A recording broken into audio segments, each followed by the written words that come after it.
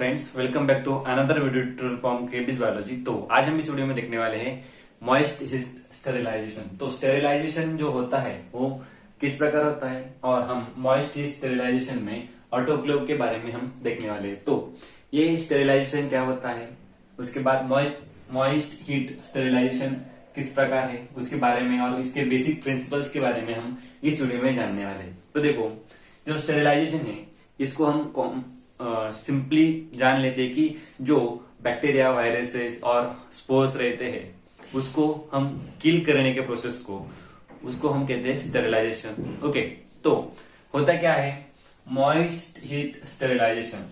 तो moist heat sterilisation ये ज्यादा इफेक्टिव है एज कंपेयर टू अनदर जो केमिकल स्टेरिलाइजेशन होता है, ड्राई हीट स्टेरिलाइजेशन होता है, उसके कंपेरेटिव और मॉइस्ट हीट स्टेरिलाइजेशन ये क्या है, बहुत ही अच्छा स्टेरिलाइजेशन प्रोसेस है। ओके, तो इसमें हम ऑटोक्लेव के बारे में हम जानेंगे। ओके, तो ऑटोक्लेव ये जो इंस्ट्रूमेंट है इसके बारे में यहाँ पे हम जानेंगे। तो ये जो ऑटोक्लेव है ये मॉइस्ट हीट स्टेरिलाइजेशन के लिए बहुत ही ज्यादा हेल्पफुल है। ये हमारे घर में जो प्रेशर कुकर रहता है, प्रेशर कुकर के जैसे ही ये वर्क करता है। इसके जो हमने यहाँ पे स्ट्रक्चर ड्रॉ किया है, ये स्ट्रक्चर है, उसका जो डिटेल में जानेंगे इसके बारे में अभी। ओके, तो ऑटोक्लेव जो रहते हैं वो दो टाइप के ऑटोक्लेव रहते हैं। ओके, वर्टिकल ऑटोक्लेव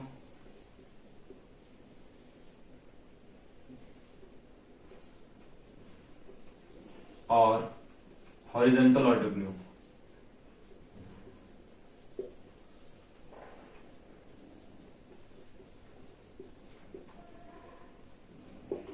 तो ये दो टाइप के ऑटोक्लेव रहते हैं। अभी मैंने ये जो ड्रॉ किया है ये वर्टिकल ऑटोक्लेव का है। जैसे हमारे घर में जो प्रेशर कुकर रहता है उसके जैसा ही सेम स्ट्रक्चर उसका रहता है, सिर्फ उसमें जो प्रेशर जो गॉज रहता है, प्रेशर मीटर जो रहता है, ये सब इसका सेम रहता है। ओके, तो जो हॉरिजॉन्टल ऑटोक्लेव होता है, हॉरिजॉन्टल ऑटोक्लेव ये बड़ा ऑटोक्लेव होता है। ओके, उसको हॉरिजॉन्टली उसका सेटअप होता है और ये वर्टिकल रहता है, तो ये वर्टिकल पोजीशन में रहता है। तो देखो, अभी हम इस वीडियो में जानेंगे सिर्फ वर्टिकल ऑटोक्लेव के बारे में, अनदर वीडियो में जानेंगे हम हॉरिजॉन्टल ऑटोक्लेव के बारे में। तो मॉइस्ट हीट स्टेरिलाइजेशन का प्रिंसिपल क्या है? मॉइस्ट हीट स्टेरिलाइजेशन का प्रिंसिपल है, देखो, ये जो बैक्टीरिया रहता है। ओके, बैक्टीरिया होगा, स्पोर होगा, कोई भी लिविंग थिंग जो रहेगी, तो उसमें सेल्स रहते हैं। ओके, सेल कंपोनेंट्स रहते हैं, बराबर, उसमें डीएनए रहता है, प्रोटीन्स रहते हैं। ओके, तो होता क्या है, ये जो मॉइस्ट हीट रहती है, मॉइस्ट हीट क्या करती है, उसमें पेनिट्रेट होती है। क्यों पेनिट्रेट होती है? जो काइनेटिक एनर्जी रहती है, okay, according to Boyle's law. Okay, Boyle's law के हिसाब से जो प्रेशर रहता है, टेम्परेचर के जो टेम्परेचर रहता है वो प्रेशर से डायरेक्टली प्रोपोर्शनल रहता है। तो यहाँ पे जो मॉइस्ट हीट रहती है वो उसकी जो पेनिट्रेशन पावर है, पेनिट्रेशन पावर मीन्स क्या, ये जो बैक्टीरिया है उसमें कितनी जल्दी और कितने अच्छे से पेनिट्रेट होता है उसको हम पेनिट्रेशन पावर कहते हैं। तो ये मॉइस्ट हीट ज्यादा पेनिट्रेशन पावर होती है, तो उसको में जो बैक्टीरिया को पेनिट्रेट करके जो प्रोटीन मटेरियल होगा, उसके बाद आरएनए डीएनए मटेरियल होगा, उसके बाद सेल कंपोनेंट्स हो गए, उसको क्या करता है, वो कोएगुलेट करता है, डीनेचर्ड करता है। Okay, coagulation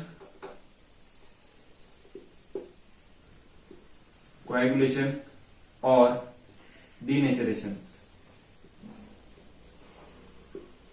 of cell components. तो ये क्या करता है, कोएगुलेशन करता है, डीनेचरेशन करता है प्रोटीन्स का, सेल कंपोनेंट्स का, डीएनए का। तो उसकी वजह से क्या होता है, वो जो लिविंग थिंग रहती है, बैक्टीरिया रहता है, स्पोर्स रहते हैं, वो क्या होता है, किल हो जाते हैं। तो ये मेन प्रिंसिपल है मॉइस्ट हीट स्टेरिलाइजेशन का। तो हम इंस्ट्रूमेंट जो है वर्टिकल ऑटोक्लेव का जो इंस्ट्रूमेंट होता है उसमें कौन से कंपोनेंट्स होते हैं, कौन से पार्ट्स होते हैं, उसका यूज क्या होता है, उसके बारे में हम जानते हैं। तो मेन जो आउटर कवरिंग रहता है उसको हम क्या कहते हैं, आउटर जैकेट कहते हैं। ओके, उसके बाद जो inner covering means inner side में जो कवरिंग रहता है उसको हम इनर जैकेट कहते हैं। और जो बास्केट रहती है ये क्या है, जैसे कि हमारा जो बास्केट रहता है कैरी करने के लिए जो मटेरियल रहता है, ओके, तो उसी तरह से ये क्या रहते हैं, बास्केट रहती है, ट्रे रहते हैं। ओके, उसको हम क्या कहते हैं, बास्केट भी कहते हैं। तो बास्केट में हम क्या करते हैं, मटेरियल रखने के लिए यूज करते हैं। जैसे कि यहाँ पे देखो फ्लास्क है, ओके, मीडिया फ्लास्क है, टेस्ट ट्यूब होते हैं, उसके बाद पेपेट होते हैं।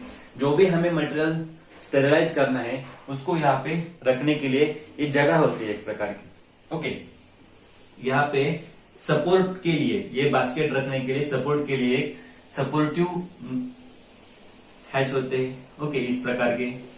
उसके बाद उसका जो वाटर लेवल रहता है, ये वाटर लेवल यहाँ पे ये क्या है, वाटर है। तो वाटर लेवल किस लिए चाहिए, इसलिए चाहिए कि जहाँ पे वाटर हीट होने के बाद उसका वेपर फॉर्म होता है।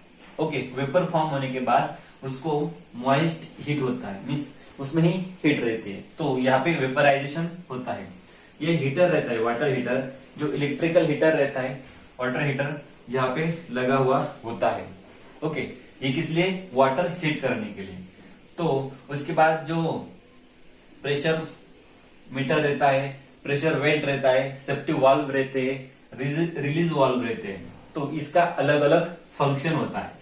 जो प्रेशर वाल्व है वो इंडिकेट करता है प्रेशर कितना है। ओके, जो यहाँ पे प्रेशर रहता है एयर का, ओके, एयर, उसको हम कहते हैं मॉइस्ट एयर कहते हैं। ओके, तो इस इंस्ट्रूमेंट के अंदर कितना प्रेशर है एयर का, वो जांचने के लिए यहाँ पे प्रेशर मीटर रहता है, ये प्रेशर वेंट। जैसे कि मान लो प्रेशर हमने सेट किया है 15 LBS और PSI। ओके, ये क्या है, प्रेशर के यूनिट्स है, प्रेशर के यूनिट्स है। मान लो यहाँ पे 20 पे चला गया तो ये क्या होता है, यहाँ से प्रेशर रिलीज होता है। ओके, प्रेशर रिलीज होता है। उसके बाद ये सेफ्टी वाल्व रहती है, यहाँ से भी प्रेशर यहाँ पे रिलीज होता है।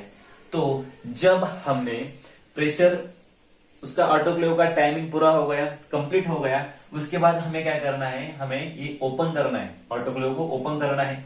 ऑटोक्लेव को ओपन करने के लिए उसको रिलीज वाल्व जो रहता है, रिलीज वाल्व हमें फ्री करना होता है। तो रिलीज वाल्व फ्री करते समय यहाँ से क्या होता है, जितना भी कोई एयर प्रेशर रहता है, ओके, वो यहाँ से रिलीज हो जाता है। तो ये क्या होता है, मेनली ये पार्ट्स का उनका फंक्शनिंग होता है। तो यहाँ पे क्या होता है, यहाँ पे हीट होने के बाद यहाँ पे मॉइस्ट एयर यहाँ पे तैयार होती है, यहाँ पे प्रेशर इंक्रीज होता है। जैसे जैसे प्रेशर इंक्रीज होता है वैसे वैसे टेम्परेचर भी इंक्रीज होता है। तो pressure is directly proportional to temperature. तो यहाँ पे क्या होता है, यहाँ पे हमें लगभग 15 PSI और LBS प्रेशर को 121 डिग्री सेल्सियस तक उसको क्या करना होता है, ले जाना होता है। उसको हमें 15 मिनट्स तक उसको यहाँ पे होल्ड रखना होता है। मींस मान लो 15 PSI प्रेशर आ गया, 121 डिग्री सेल्सियस टेम्परेचर HO हो गया। ओके, HO होता ही है। ओके, तो HO हो गया, उसके बाद ये होल्ड कंप्लीट होता है और ये होल्ड जो रहता है वो हमें 15 मिनट तक रखना चाहिए। तब ही ये क्या होता है, जो लिविंग थिंग्स होती है, बैक्टीरिया होता है, यहाँ पे डिस्ट्रॉय होता है और उसको किल किया जाता है। तो ये सब होता है ऑटोक्लेव में। तो आपको ये इंस्ट्रूमेंट और मॉइस्ट हीट स्टेरिलाइजेशन समझ में आया होगा। तो इस वीडियो को लाइक करो, शेयर करो और हमारे चैनल को सब्सक्राइब करो। Thank you.